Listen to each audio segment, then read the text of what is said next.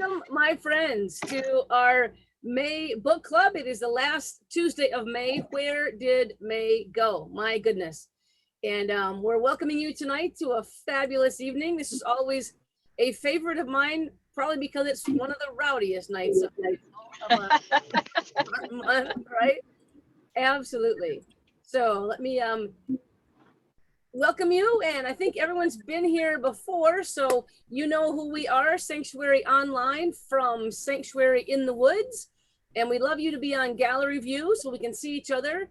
Tonight, I think you don't even need to mute yourselves because it will be a raucous conversation if I am clairvoyant or if I remember you from last month, same people. So you can also, if you like, open the chat box, make sure we have your first and last name, where you're calling in from, how you've connected with us, and if we don't have your cell phone number yet and you didn't get a text this afternoon from us saying, hey, it's Tuesday, time for book club, then if you put your cell phone number in the chat, we will go ahead and toss you right into our database, and next Tuesday afternoon you will get a cute little note reminding you that it's Tuesday. Now, interestingly enough though, next Tuesday, we are not going to be here for the very first time. We are going on summer hours. And I think I shared last month, the reason we're doing that is because we're going to be doing every off Tuesday while you're doing something fun in the summer. We're going to be putting CLM ready to go up and online. So we will be working every Tuesday night. But again, here was May, Arbor Day, Bud Twilly once again. Thank you very much. You were fabulous. Yes. Yeah, Melanie came on, and Bud is a landscape designer is the term you're using now, right, Bud? And he has saved Sanctuary in the Woods many a time. We're actually having him bid on some more projects out there, but he was helping us how to recover from those silly February frozen chosen time. We had a wonderful night with my mom. Cheryl interviewed my mom on 92 years of being a mom. And then last week we had oil painter Kristin Hannah in our second Meet the Artist. That is taking off so well. We had folks from around the world on the call last night, or last week. Very fun. When we interviewed Edie two months ago, the same thing, Meet the Artist. We had folks from Edie's tribe. And tonight, we are talking about The Four Winds by Kristin Hannah, and we have a screaming large decision to make at the end of the evening about all of the books you have nominated for June. Oh, doggone it. I had some fabulous animation here, and part of it actually worked. So at the end of last week's presentation, Jason, who is an amazing oil painter, gifted Sanctuary in the Woods with this painting. It is from his trip to Italy, and it is what struck him about this painting, or this building that he saw, was it was during a terrible storm with the water and the winds raging in the dark of the night, and it had these fabulous doors, which, as you can see, had no handles. They could only be opened from the inside out, and it's just a beautiful painting. We have it now at Sanctuary. Jason said he would normally sell this painting for in the $700 range, I think was his statement to us. We began bids, and we opened our bids onto our website. So at sanctuaryinthewoods.com, or you can send a bid in to talk to us at Sanctuary in the Woods. Barbara, you can throw that into the chat box. And so we have our first bid sitting at $150, which is exciting for us. And we know that is just a starting point, but I'll leave you there. There are other folks that have shown interest. Barb, it's 36 by 24, I think, is the size of the painting? Yes. Something like that? Yeah, it's a... I think it's 30 by 24. 30 by 24? I think it's 30 by 24, yeah. Beautiful oil painting, an original by Kristin Hannah. And see, there is my animation. Sorry, it was lame. Anyway. Now stop it, you little thing. Tonight, we are continuing our fabulous, rowdy book conversations with Kristin Hannah and the Four Winds. So we don't care if you've read it or not. If you haven't read the end and don't want a spoiler, just do this and you'll be fine. Okay. Oh, and then Cheryl, again, we have a number of, Cheryl's going to end the conversation a little bit early tonight because you have this many books, plus there's quotes for this book and this book. Dear God, you people. And anyway, exciting night. And I will stop my share, open the floor, and Cheryl, my love, my beauty, they are all yours. Thank you so much. And welcome everybody. I can't believe this is our 9th book, you know, so that's pretty amazing that we have been going on this long. Did everybody read the book? Yes. Who did not read the book? Raise your hand. Hey, only got I'm halfway halfway. I'm through. halfway. Halfway? Okay. All right. Yeah. Okay, good. All right. Well, it looks like you've got enough people here that can have a little bit of a conversation. So that's excellent. All right. I'm going to start with kind of an easy question. And then I think we'll just move into a couple of other things and let you guys kind of carry the conversation. All right. So the first question I have is the title, Four Winds. I just wondered what you thought it was from, because there were a lot of dust storms that were winds that blew all over the place. Yeah. And I didn't count them or whatever, if there was 4 or however many there were. But, and then she wrote in her journal, we came from the 4 winds. And so I was trying to figure out, is that from everywhere that they came from, or was that from, they came from the dust bowls, or what do you guys think? Or I just think in those areas where there's so much wind that people just, I was thinking they were thinking north, south, east, west. In other words, we have so much wind that comes from all over. Right. Yeah. That people came from every direction, basically. Yeah. Okay. And I do want to say Kathy Bubala, who's usually with us, wanted me to let you know that she just absolutely loved this book. She called me in the middle of it, crying one night. Because of how should I say this? The grandparents not going west with them, you know. Yeah. That was a big deal. And then later, when she finished the book, she called me, but she had an obligation. She couldn't, her partner's birthday today. So anyway, she just wanted us all to know that she really loves the choice of books and the way we stay focused when we talk on the books. Yeah, right. Okay. Okay, so I'm just going to assume that that's a pretty lame question, and you guys are done that question. Okay, so let's try one more, and then I'm going to ask you. I'll open it up more. So, what did you guys feel about Elsa's situation in her parents' home at the very beginning? Yeah, she got screwed. She got screwed. Yeah. She kind of did. She was like Cinderella. That's what. Yeah. Cinderella. She had the sister uglies, and she was the low on the totem pole. You're right. That's exactly what she was like, Cinderella. Yeah. Yeah. Good analogy, bud. And I'm finding out more and more people that I meet and so on. We just assume people have, quote, happy childhoods. Yeah. And they don't. Yeah. So I thought it was good, and whoever wrote the book, you know, letting us know that not everybody starts out with a rosy situation. Yeah. That's true. Okay. Well, I think, I mean, she had influential parents, and I don't think it was probably unusual to kind of hide away a relative who might have been touched, as they used to say, Yes. or frail or feeble, or so she apparently, because of looks, to hear the author tell it, you know, the family, I mean, it was just constant rejection and invisibility. Yeah. And it was skin deep, with this excuse that she had this heart problem, which, oh my gosh, what she went through physically, you know, every day to care for her children, both at the farm and when she drove west. So, yeah, it's an interesting metaphor for what power we grant to attractiveness or, intellect or all those things. But Yeah, it was pretty shameful what her family did to her. it was pretty shameful, huh? Yeah.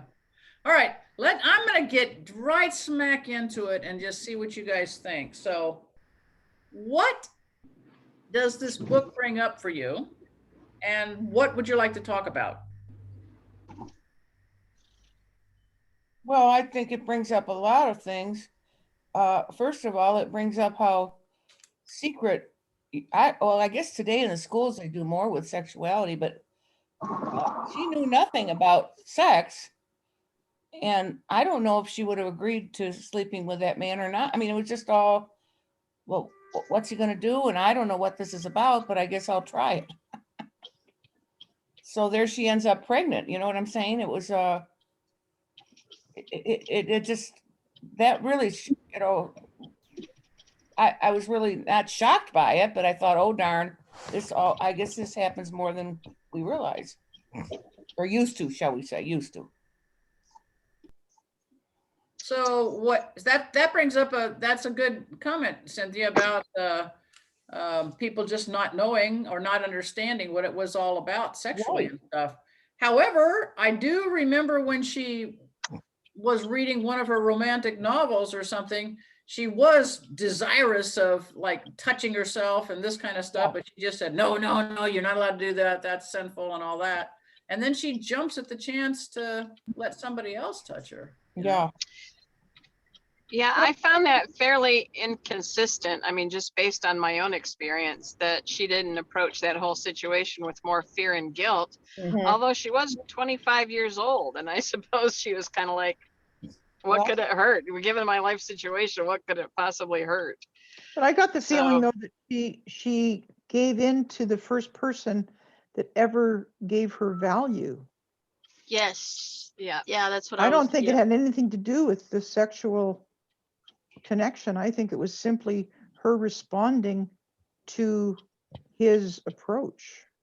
Yeah, that's true. She was I think she craving just accidentally love. got pregnant because she didn't know what she was doing. Right. Go ahead, Janice. Well, I just said she was craving love, any kind of love. Yes. And that was the first person that looked at her that way or touched her in a loving way. So she didn't care what happened.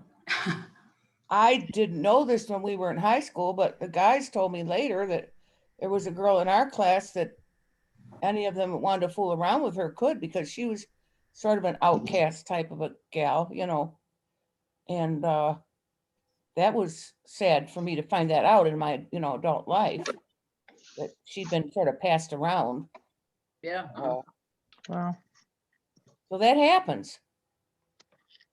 What else? What else did it bring up for you, this book? The lack of nurturing for me. Mandy's saying the lack of nurture For her. that she received or failed to receive, I guess.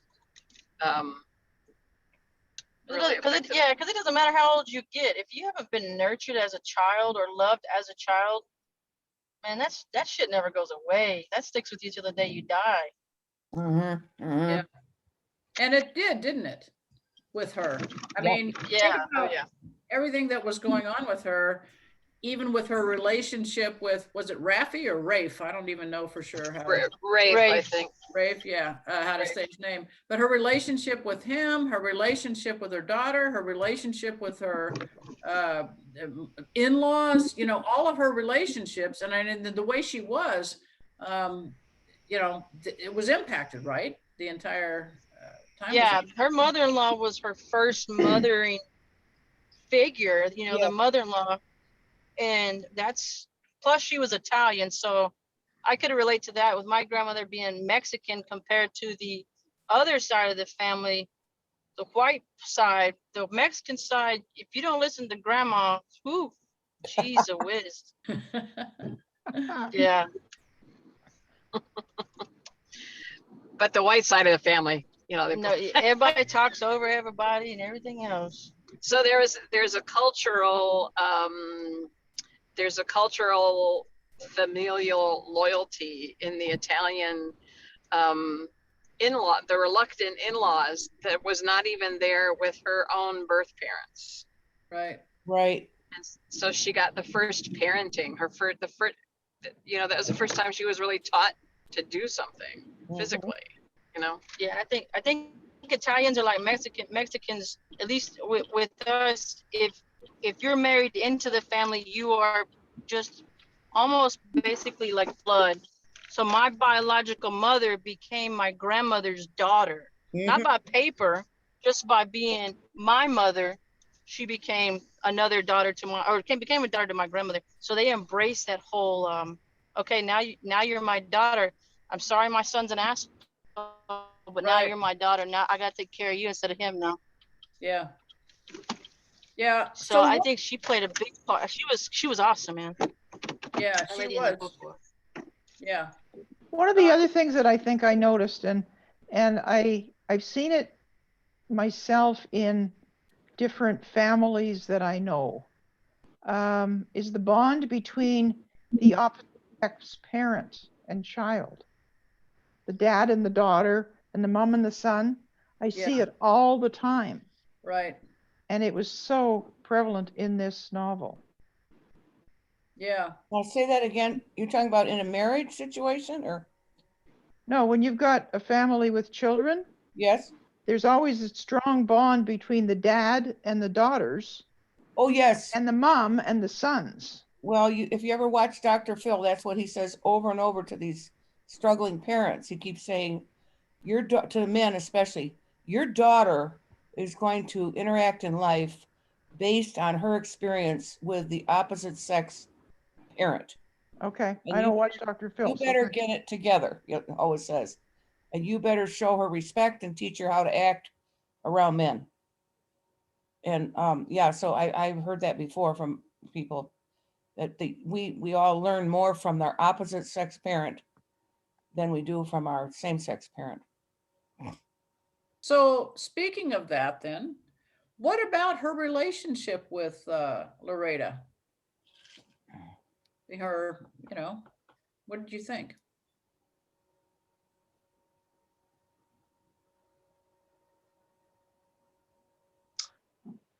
I thought that she was very skeptical. You're talking about Rafe's mother, right?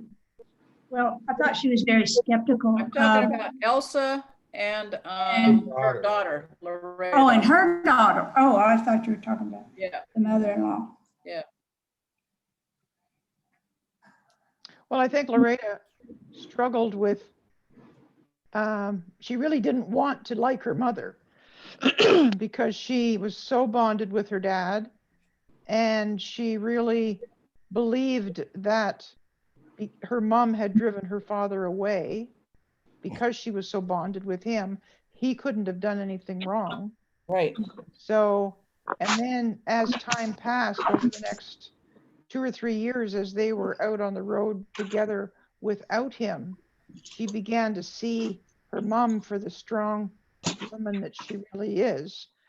And then I think kind of in spite of her, she grew closer to her mom as a result of that. Mm-hmm. Yeah.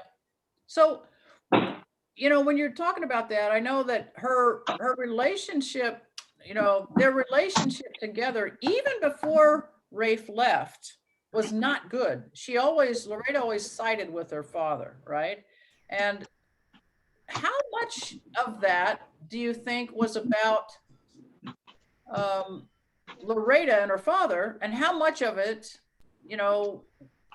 was a role because of the way that she was and the way that Elsa, grew up and stuff? How much of it, because she felt so invisible, she felt so, there was a lot of comments about that, about how she didn't even know how to interact with anybody. So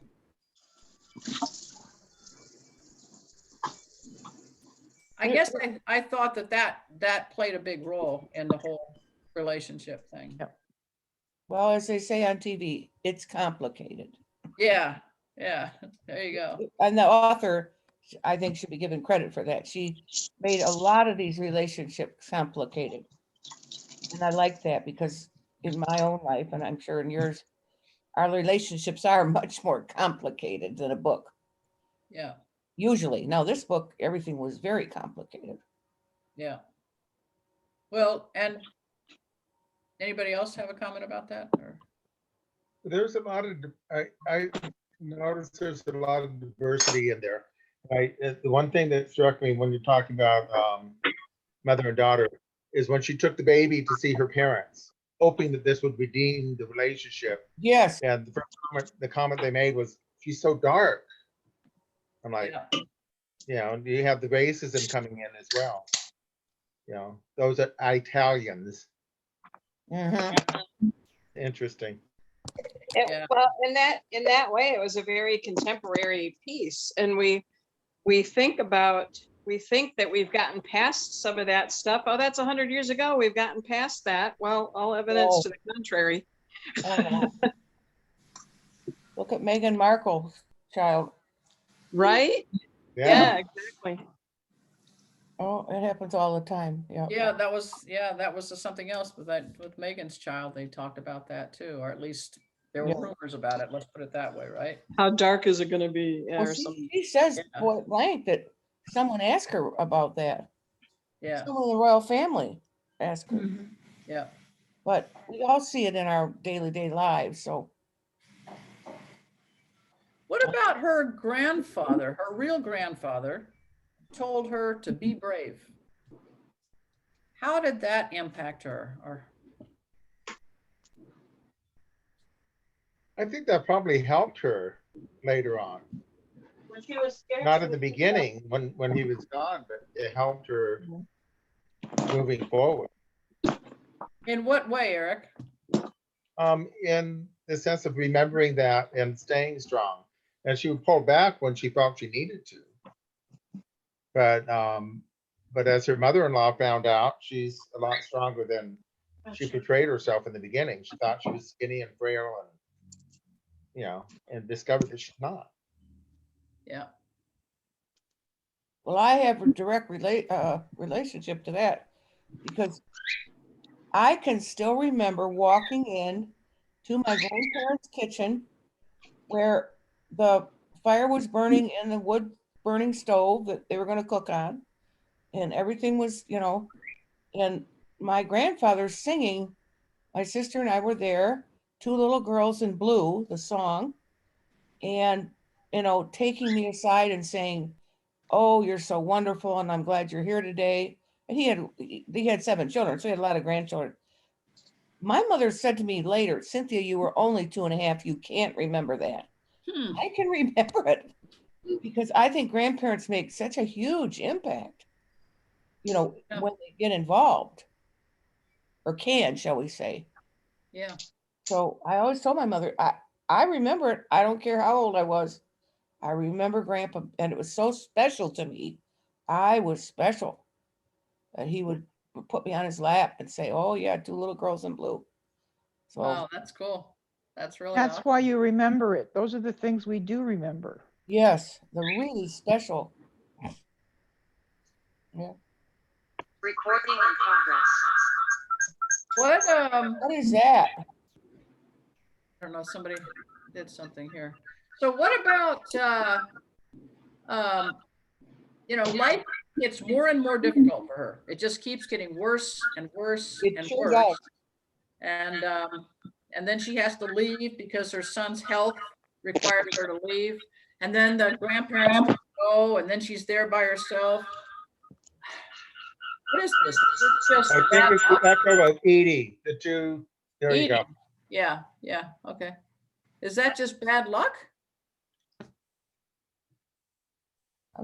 I'm sorry. Give me the train of thought. I didn't understand what you said.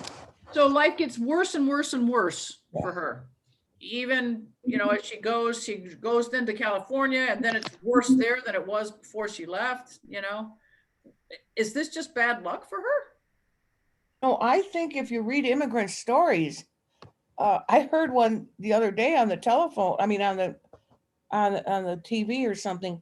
this man was saying that, oh, it was on a Zoom that I was taking about how to write your memoir. It was an interesting seminar by a lesbian woman. But anyway, one of the men on it said that when his grandfather got off the boat in New York, it happened to be 4th of July, and there were fireworks and everything. And his grandfather said, well, that's just what I assumed it would be like in America. I thought every day we'd have fireworks and everything. And I think that's, again, when immigrants come over, they have a totally different feeling about what they might face, even in today's world. I think when you read, I mean, we read that American Dirt, when you think about when they arrive in the US, some people think it's just going to be all peaches and cream, and of course it isn't. Yeah. But then you also hear that immigrants are the hardest working people, you know? And they don't seem upset. Yeah. That's our wonderful sense of freedom we have here. Yeah. Now, you know the song, freedom's just another way to, with nothing left to lose. Yeah. So, but yeah, it's, we'll see. It's just one of those things that I think the author is trying to show us. Yeah. That. So there were some things that didn't happen that I was glad they did not happen. Like, I was glad that Elsa was not assaulted against her will. Yes. I was glad. I sort of foresaw, you know, her having all of her money in that tin. I felt like it was probably going to get stolen. Yes. And I'm glad it didn't. I mean, it was just as bad for the money to disappear, but I'm glad it wasn't foul play. And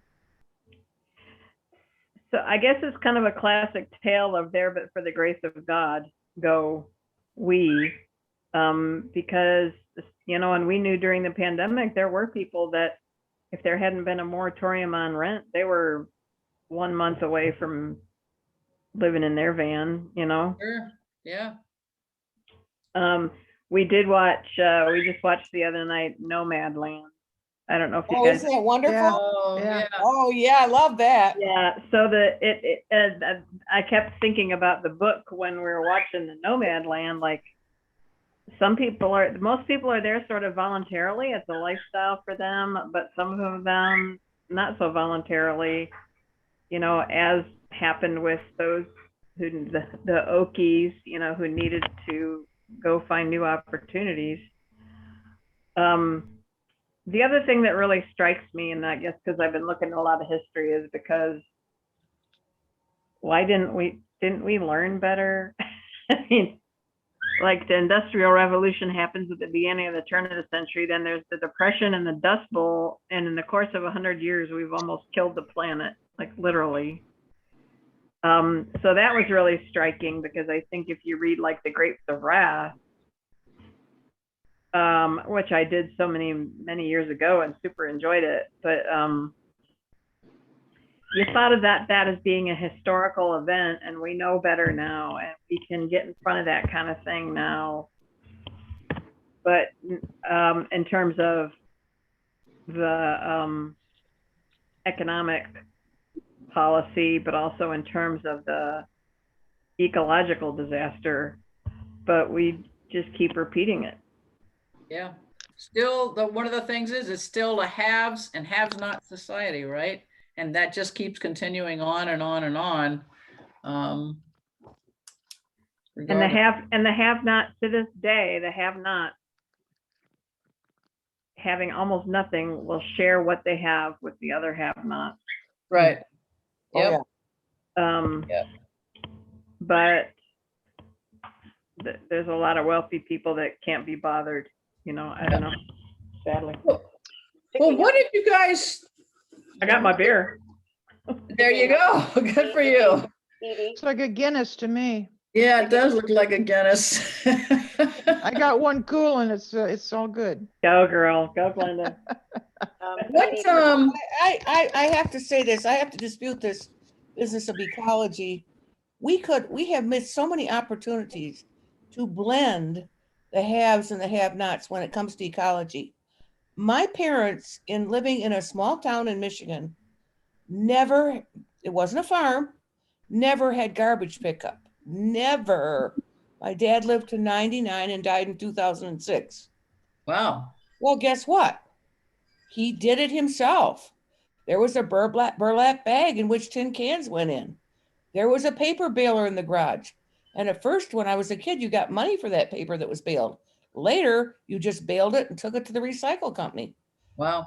We had a silver can in the kitchen. That's where the bones went. Those were buried every 10 days out in the yard, in this loose sand. And the mulch, the vegetable cuttings, they were put in the mulch pile every night. Right. Organics, yeah. So we never, and I guess what I also always felt bad about is my parents were very involved Republicans, but my dad would say over and over, folks, the earth, we only got it once. We're not going to get another one. And George H.W. Bush was a believer in that. And if we had been able to connect the left and the right during his period, I think we could have made, my father used to write letters to him and say, I'm so glad you understand. I recycle everything and da. And it was cute because my dad was very old and still was doing it. I took him one Saturday to the recycle center. And I said, by then he had bags for the plastic milk cartons because he liked milk. And he had all this stuff in his car. And I said, Dad, now, how do you do this when you come over here by yourself? I mean, you're in your 90s. He goes, oh, Cynthia, there's always a lot of help at the recycle center. So it was like the two cultures, coming together. Right. We could do that in so many ways if we just worked at that. Yeah. Yeah. You need the political will. Yeah. Yeah. Well, let me. Edie, can I say something, Chair? Yeah. I was just going to ask you, in fact. Go. Yeah, picking up on what Edie, what you were saying in terms of things you were glad didn't happen. Yeah. I was anticipating for quite some time, chapter after chapter, that the daughter was going to be attacked. Mm-hmm. They went out of their way the author went out of her way to describe how beautiful she was and how loved she was and how attractive. And I thought, oh, please don't let that happen. Yeah. And I found it a real hard slog to read the book. I found it extremely depressing. I would not have finished it had I not known that this was a goal to get it done so I could join this group tonight. I found it exhausting, and it just never felt like it was going to end. And I thought, oh my God. Now, that may make me a shallow person that I just wanted to close the book and forget it and move on to my murder mystery. No. But oh my gosh, I thought, holy mackerel, this is just heart-wrenching. Yeah. Joan, I agree with you. I mean, I'm only halfway through the book and I'm already feeling like it's 100 pages too long, the part that I've read. It just seemed like, okay, enough. Can we just move on? It goes on and on, huh? And there was a lot of repetition in terms of the writing as well as the events. So I agree with you, Joan. It was a tough book to read. No doubt about it. Bud, you said that even when you were talking about it, you said it's a very dark book, right? Yeah. Like I said, Kathy and I have been in a book club together for 7 years. And like I said, she's so sad she couldn't be here tonight because it moved her to tears twice. Yeah. And the point was, this book made me realize things don't just move along always and don't come to happy endings. Yeah. People have to go through horrible events. Yeah. Well, what did you know about the history of these, dust bowls and the drought and depression and how the labor unions started and stuff? What did you know about this stuff before you read the book? Yeah. Nothing. I was pretty knowledgeable myself because I was pretty knowledgeable because I was a history teacher. So there you go. I got a lot of background, but back to just one thing back. I don't know why I did this, but for some reason I wound up reading quite a few of the reviews of the book before I started reading it. Oh, that was a good idea. And it was probably 80% they did not like it. Because Oh, they said, my. "Oh, I love this author, but you know, I love everything else she's ever done or I've ever read, but this is a horrible book." You know, and then quite a few of them said, "I just wish the author had given this girl, Elsa, a break somewhere along the way, just a break." And, then I realized that's exactly sad about her demise at the end, and I won't go into it. People haven't finished it, but that I hate it when a book leaves me like that. Right. It's like, oh no. I was kind of like Joan. I went ahead and read it because I wanted to, you know, hear everybody else's thoughts on it too. And it wasn't. I mean, she's certainly a good writer. I like the way it, you know, but as far as the subject and everything, I had read quite a few things. Oh, I don't remember one. But even as a child, I read. I can remember it wasn't a children's book, but it was like, I don't know, it was a chapter book. You know, I was an older child or a young teenager. And I remembered that vividly. And as I was reading this, and a lot of that came back. About the Depression, you mean? Well, about the Depression and the Dust Bowl. Oh. Yeah, which all kind of happened along the same time. Yeah, I mean, like I said, it's been a long time since I read The Grapes of Wrath, but it follows the storyline almost exactly with the company store and the whole bit. Yeah. The unions, you asked about the unions, that's interesting to me because my niece, that's her job. She's a union organizer. Oh, wow. And, you know, we've gotten to a period of time where people have moved away from unions, and now people are getting paid a federal minimum wage of $7 an hour. But now the story really swept me up. I read it in about 4 sittings, which is unusual for me because I'm really a slow reader. So I was really captivated by this story. I think because I'm in a phase of my life when, and oh my gosh, I just spent the last week going through just when you think you're through all your parents' crap, then you open the attic and there's a whole new layer of crap, you know. And oddly enough, a lot of it is Depression era glass. Yeah.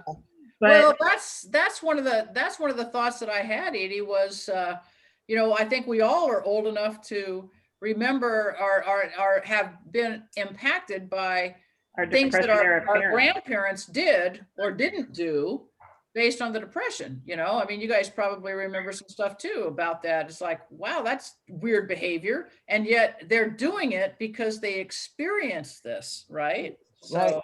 Well, and I took a set of chairs, really lovely little chairs that my parents had that I knew had been in my grandparents' house. And my mom said, "I'm really glad you're taking these chairs. Your grandpa, when he was a new minister, bought these from a family that needed to sell them because they needed the money." And so that is the history of that set of 6 cane, wood and cane chairs. My grandfather, as a young minister, must have been in the 30s. You know, and you know, ministers, lots of them took payment in script, in barter. Well, yeah, here's a dozen jars of canned strawberries. Here's a couple dozen eggs, you know. But I think I'm at a point where I'm trying to get rid of stuff because I'm coming up on a move, but also because I just have more than I need. And Cynthia, you're talking about how your family had a lifestyle of everything was used, and that was the case in the book. You know, everything is used. And when I was a kid, I think my parents had that mentality. You know, the mom saved the bags from the plastic bags from the loaves of bread, and we would use those to store food, or we would put them on our feet so we could get our feet into our snow boots. Because it's a life hack. It's a life hack. Yeah, put bread bags on your feet. but and I tried to live that way, but you know, It's I was hard. sitting in the airport today. We were someplace, and I'm just like, you know, we're sitting here where we can order food, and I'm looking at this little kiosk where you can buy food and get anything you want, and so we have all this stuff, and it's all wrapped in plastic, and that plastic's all going to Okay. go in the landfill, and but you know, we don't know what it is to not be able to walk down to the store and at least buy a can of beans and a loaf of bread, you know. Sure. Yeah. Well, what was there? I know she went through all this stuff, and it was almost like it was a really hard luck story all the way through. And this will have to be the last thing we talk about here. But was there anything redeeming for her? What was her redemption or redeeming? Bud, do you have any thoughts on that, or? Oh, I just keep thinking about the discrimination. Yeah. How it's still going on. I mean, history's repeating itself. Nothing's changing. But this was Okies and Texans and Alabamans, and Yep. it wasn't just Okies. It was all these different people from southern states. I had no idea about all that. Yeah. I don't know what her redemption was. Anybody else? I mean, at some point she became beautiful. Yeah. What was that Her about? relationship with Jean was quite wonderful. When Jean's family welcomed them with the potato, and they became quite a unit, which was quite wonderful. And I think that was very confirming for Elsa that she actually had a friend and somebody who valued her and somebody who built her up. I thought that was very neat. And I think that was part of the book is, you know, Rafe, he could just take off in a way that a mother, I mean, there are mothers who walk out, right? But you have to, you know, for Elsa, you know, she categorically wanted those children and wanted to care for them to her dying breath. I mean, literally. And Elsa, you know, who this person with this frail heart, yet she had the courage to run back and save the truck from the flood. Because I mean, that was the only. I kind of didn't understand why they didn't sell the truck at some point, just because that would have been an asset. But you know, at the end of the book, they needed it to get back to Texas. But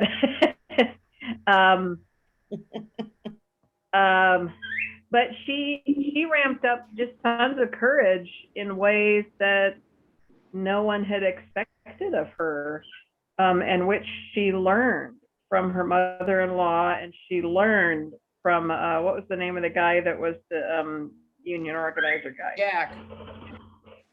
Jack, yeah, that she learned from Jack. And Jack had a really neat, you know, a really neat approach of you get more flies with honey than vinegar, right? Right. I mean, I love that. Yeah, he had a really neat approach about drawing people into seeing what was right in front of them that they weren't seeing. Yeah. And so there was lots of redeeming stuff. That thing with Jean was another thing that I was like, oh, thank goodness, you know, they weren't taking advantage of the new person here and buttering her up, and then we're gonna go and steal her stuff, you know. I mean, you could just, I mean, all the stories we've been reading, you know, but yeah, that relationship with Jean was very special, and I think the whole thing demonstrated the lengths women go to take care of their family unit. Yes. And their community. And I mean, it's kind of in your face with the book, with Rafe leaving and all, and but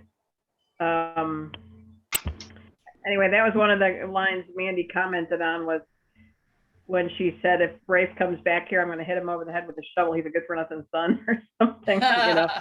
Yeah. I think the moment that I felt that Elsa turned the corner was when she went to the PTA meeting. Yeah. And it was her grandfather that was speaking to her that evening. And she was feeling like, I don't belong here. That lady's got this beautiful little blue dress on with those lovely shoes. And they didn't want her near the food. And she, at the end of the whole thing, she scooped all the food and took it back to her buddies. And yes, and that was her grandfather that did that. Yeah. Yeah, that was a cool moment, wasn't it? That was. But that was the first I saw of her being strongly herself. Yes. Yeah. Yeah, Any she had other to- last comments that anybody has before we close up and look to see what the next book is going to be? Are you ready, honey? Yeah, I'm just gonna say I really enjoyed the book and the story and the writing, and I you know, the last book we had to get through quite 100 pages of terminology, which was necessary, you know, about life during biblical times and life in a Jewish household. But maybe because this harkened back to something like Grapes of Wrath or Cider House Rules or whatever. Yeah. It's just a good reminder of these things. Yeah. And I mean, the thing is, for me personally, I learned a lot, and it made me go out and start, you know, Googling, you know, what happened with the labor unions? When did they really start? What really went on here or whatever? So there was a lot of that. And Hoover's policies were horrible. I mean, Yeah. Hoover put, Oh, yeah. but there's a good, if you are on Prime or Netflix, if you look for American Experience, and there's one on the Dust Bowl that's really good, that really gives you the images of what, you know, was in the book. Well, That would be good. yeah. Yeah. All right. Well, thank you guys. It was awesome. And you're right, it was depressing. So maybe we need to pick a book that's not quite so depressing. Joby, we have a plethora of books out here, you know. Honey, you do. Can you see that? Yeah. Yeah. Hold on here. Properly? There we go. Yeah, there we go. Now Yeah. there's 3 slides, my friends, and then I'm going to launch a poll. Okay. Right. So the way you did this last month, you just were so verbose isn't the right word, but you had a lot of ideas. I'm just gonna Yes. Yes. the list. I have 3 slides for you. This first list is just books that were put up there, and then the next 2 slides have books that have people with a let's say a pitch for that book. I will tell you that Kristin is on a plane right now and therefore couldn't vote, even though I gave her the list of the votes. Ellen has voted. She wants to send her vote in. So just Cool. You know, even though people are not here, they're still here. Cyril, you Right. crack me up.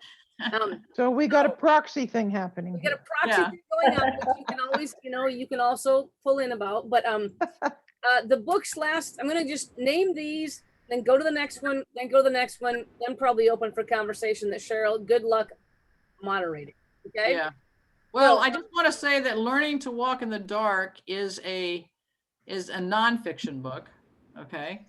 And then I believe The Dressmaker of Karakana is also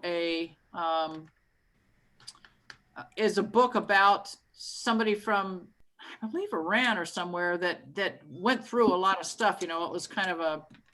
Were these books that you put up, Cheryl, or someone No, else? people told me about them a little bit. Okay, That's so all. welcome back, Mel White. You are here just in time for the voting, my friend. Just in time, Mel. Thank you for Great to coming see you, back. Mel. Hang on there. It's important. The people come whether they've read the book or not. So it's great that you're here, Mel. So the books for next month are The World That We Knew, Alice Hoffman, Out on a Limb. Was that Janice or Glenda suggested that last time? It was me. Yeah. Wasn't me. Yeah. My Dark Vanessa, Well, wait, what is About on a Limb about? It's about experience that Shirley MacLaine actually. Shirley MacLaine's kind of first book, right, Janice? It's Huh? the Shirley MacLaine's spirituality, and Yeah, her, it has a lot of her, how she developed her belief system over a period of time when she. Okay, that's all I needed to know. cool. Thanks. It's real funny as well as. We want an informed vote, Cynthia, so that's cool. Okay, My Dark Vanessa by Kate Russell, The Girl with the Louding Voice, The Spoon Stealer, Firefly Lane, The Dressmaker, and Learning to Walk in the Dark, which Barbara Brown Taylor, you all spoke quite a bit about doing a nonfiction like that next month now. Bonnie and Carol sent in This Tender Land by William Kent Kruger, a story of developing faith, and they offered 2 quotes from the book to entice you for your vote. I pretty much think they're looking for your vote here. So I love what they pick. the first quote is, "We breathe love in and breathe love out. It's the essence of our existence, the very air of our souls." And the second quote they offered was, "There's a river that runs through time and the universe, vast and inexplicable, a flow of spirit that is at the very heart of existence, and every molecule of our being is part of it. What is God but the whole of that river?" So that is This Tender Land, suggested by Bonnie and Carol. And then kind of a new and exciting offering, Bud, who's here with us the first time. Thank you, Bud. It's just great to see your face, being part of the book club, and also helping Eric's appreciation and now Mel's level of testosterone in the group. So we appreciate that diversity. Broken Horses is Brandy Carlisle's new autobiography. And Bud, why don't you just take it from here? You said that you saw that she will actually come in and zoom into our Zoom. Oh, I like that. Yeah, I'm friends with her on Instagram, and she just the book just came out last month, and it's already a bestseller, New York Times bestseller. And she said if a book club would like her to zoom in, she would do that if she's available. I like that. Do you know what the book is about, or it's really her life story? All about her life story. And, Can I ask an innocent question? Who is Brandy Carlisle? Am I the only one that doesn't know her? No. She's a singer. She started out in Seattle. She's a lesbian. She's to me, one of the best things about her, she got Tanya Tucker's career back online about a year ago, and I think Tanya Tucker won a bunch of awards for Tanya's new album, which Brandy Carlisle produced. She's done duets with Dolly Parton. Okay, thank you. She won a couple Grammys about a year or two ago. She sang her song, oh gosh, I think it's Hope or something. She's got a very famous song out that's about being gay. Oh. So it's Well, Google her. Okay. Yep, thank you. May I ask something? Yep, question or comment? Yeah, are we, okay, I wasn't kidding about my proposal of deciding to do all of the books in succession. And that would give us, first of all, we wouldn't have to debate all of this every single time. Secondly, I think they're all sound like excellent books. It would give us a great variety of things to do now till about a year from now. How many are there all together? About a year's worth. That's what I thought. Then we would reconsider another list, at the end, about when we finish this list. I don't know, it just sounded practical. That's a good idea. So the question then, Janice, would still be in what order? In the order in which you have them written, correct? Well, that order is I will tell you this. my local book club, through my local MCC, got the list from Carefree, the lesbian community in Florida, and one of their top books was American Dirt. And so my local book club read that, and we talked about it last month. If you want to try to begin to understand immigration and why people leave where they are and what it takes for them to get in the United States, I can highly recommend American Dirt. Is it a fiction or nonfiction, Cynthia? It's fiction, but it's fiction. But it's historical fiction. Someone who's been through it, yeah. Right. And she's been criticized, by the way, because she was given an over $1 million advance to do the book because she's a great author, but she isn't Hispanic. And so she's been criticized and she's apologized about that, which, I mean, come on, people, she wrote a good book. And a couple, 3 years ago, when Oprah was still doing that Book of the Month Club or whatever she does, this was one of the books. It's just, to me, it's just a well done idea of what people go through. Yeah. And you know what? I think I remember that too, Cynthia. And Oprah took some real heat for it as well. For putting everybody took heat, but it was, hey, whoever they came to, and like I said, my local MCC book club just did it, and we got a lot out of it. So yeah. Well, what about instead of just putting all of them out there, because I'm nervous that something new might come out that we want to take a look at. What if we do 3? We do June, July, and August, and go with those. What would you guys think of that? Sure. I have a poll built, Cheryl, with all these titles. Yeah. So maybe we can, and so from a Bud perspective, the reason I put the invention of wings with a line through a, Bud, was because we did that in August. We missed you, and it was amazing. And have you read it yet? No. Oh my God, pick it up. I mean, pick it up. Okay. I'll put it down. Okay. This Tender Land is right here. So you're in real good company, my friend. And then Broken Horses, Brandy's new autobiography. I'm gonna go backwards, Cheryl. Okay. That is the 12th option. So Broken Horses, when you get to the poll, is the 12th option. This Tender Land, I believe, is the 11th option, from Bonnie and Carol. Can we vote for 3, Joe? I would love that. And let me hold on. Talk amongst yourselves for a moment, and I'll see if I can do that. I've got to stop sharing, though, I believe, to build the poll. So let me oh, hold on, maybe not.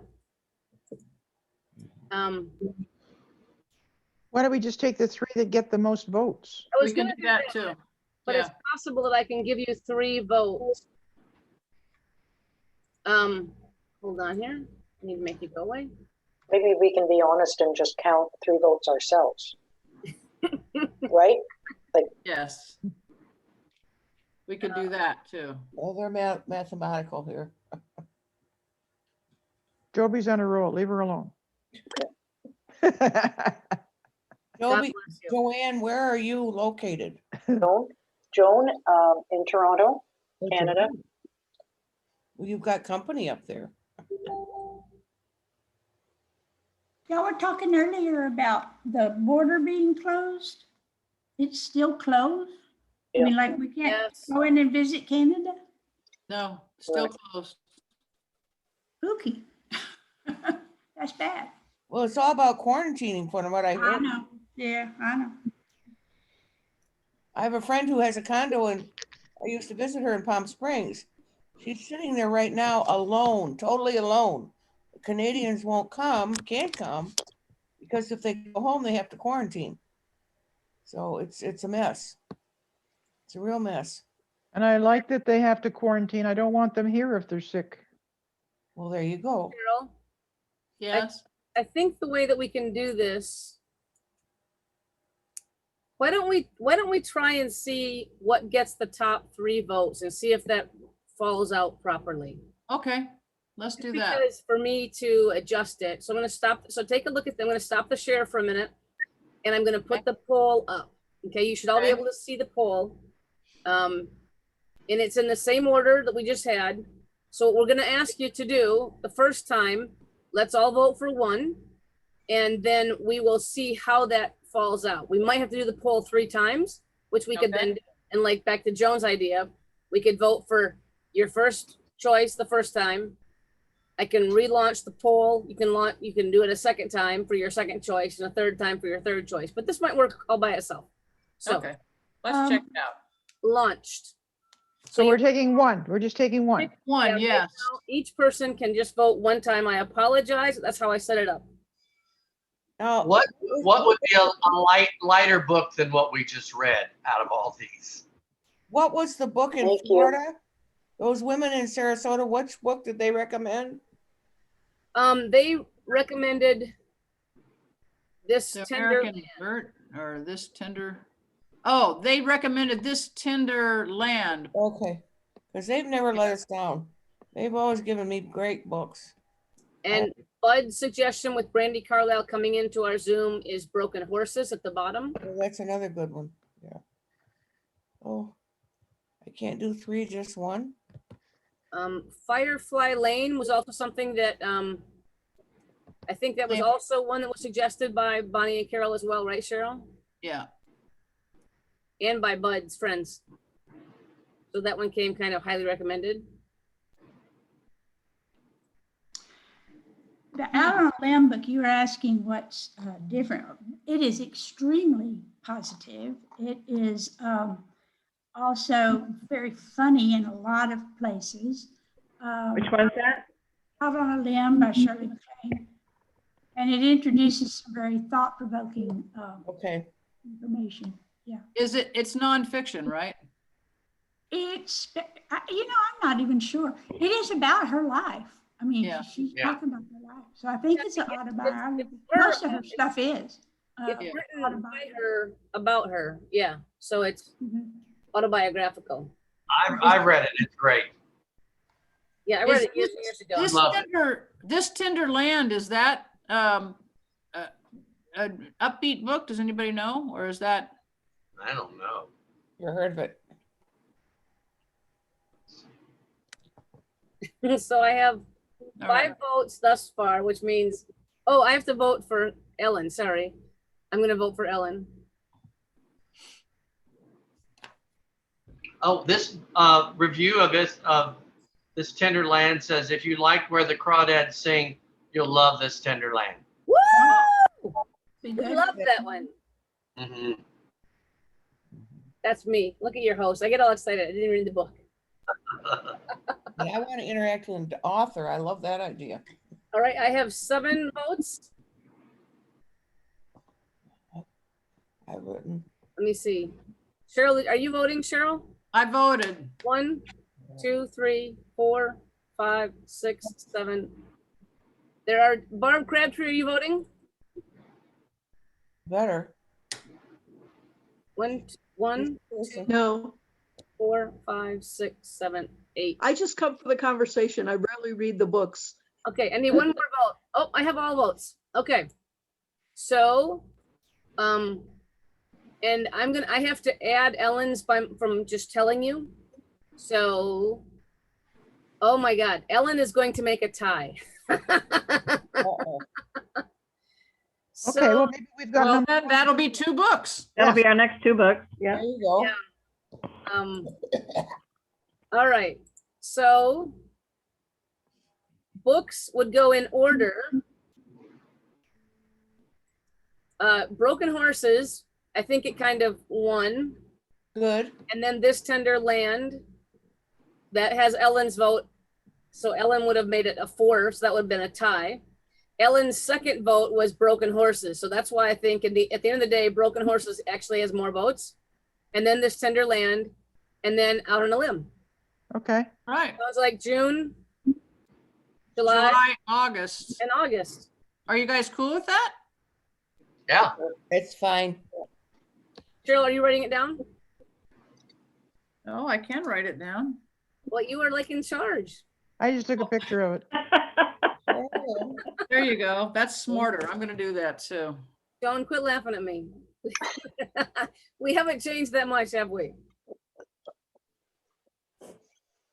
Okay, got it. Who wrote that one? I'm gonna close the poll, all right, and stop sharing. I Okay, love y'all.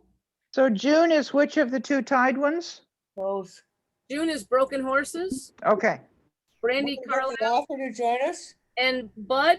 I'm gonna give you the right number. The date for June is Tuesday, June 22nd. So it's your job to deliver Brandy Carlisle. Okay. I love it. And be sure we can advertise that because that's a nice thing to have. Yeah, that would be yeah, a when cool- you get her commitment, let us know, Bud, so we Okay, can June. advertise that a little bit more too. Yes, because Just as a point of trivia, when we were flying from Austin to Detroit through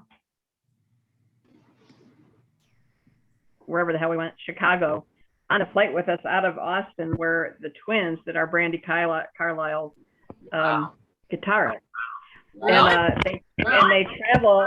I didn't realize it until after the fact, but they travel with this little old, like 13-year-old Chihuahua. So I was like looking at the doggy, and then I realized, I'm like, those guys look familiar. And I went, because I've seen them in concert. I've seen Brandy Carlisle and the twins in concert. Cool. Cool. All right. spell her last name? Good job, guys. Hold on. Bud, how do you spell her last name? C-A-R? C-A-R-L-I-S-L-E. L-I-S-L-E. It's L-I-L-E, because it's not Belinda Carlisle, no relation. It's Brandy Carlisle. Yeah. All right, then let me give you, this is June, my friends. So just so you know, we have actually an incredible lineup. June is so exciting. If you don't know Shelley King, I know Shelley King. I would say, well, she's been to Sanctuary many times. Whenever we have folks out and she's singing somewhere, they all come, gather, and then they go see her. When I was looking up Shelley King, I was shocked at how famous Shelley King is. I think she's like a friend of the family, like a friend of Sanctuary. And I knew she was big. I had no idea how big. I'm pretty sure she just came out with a fabulous new album, and I believe she's on the cover of the freaking Rolling Stone. Wow.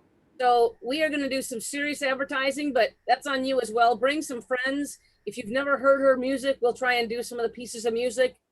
But really cool. She's a woman. She's a good friend of Sanctuary. She is considered royalty in Texas, and we'd love to share that well beyond the Texas borders. That's cool. Speaking of royalty and music, does everybody know Bob Dylan turned 80 yesterday?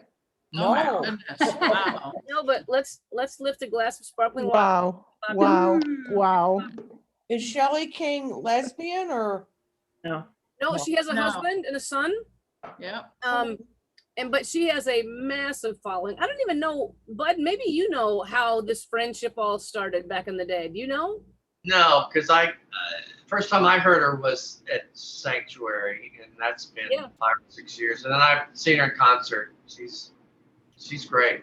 I love her. No, just Darcel seems to know her very Hey, well. Joby, I've oh, Barb, you were saying? if you want, I can, I've got her website pulled up. If you want to let me share the screen real quick, and I'll just show folks. All yours. Yeah, this is exciting. And again, I was even more excited once. There we go. That's the cover of the Rolling Stone. Not seeing it yet. Not seeing anything. Well, Barb, you might have to turn your camera on or something. We can't see anything. We can't. There Here we go. Okay, we're good. Oh.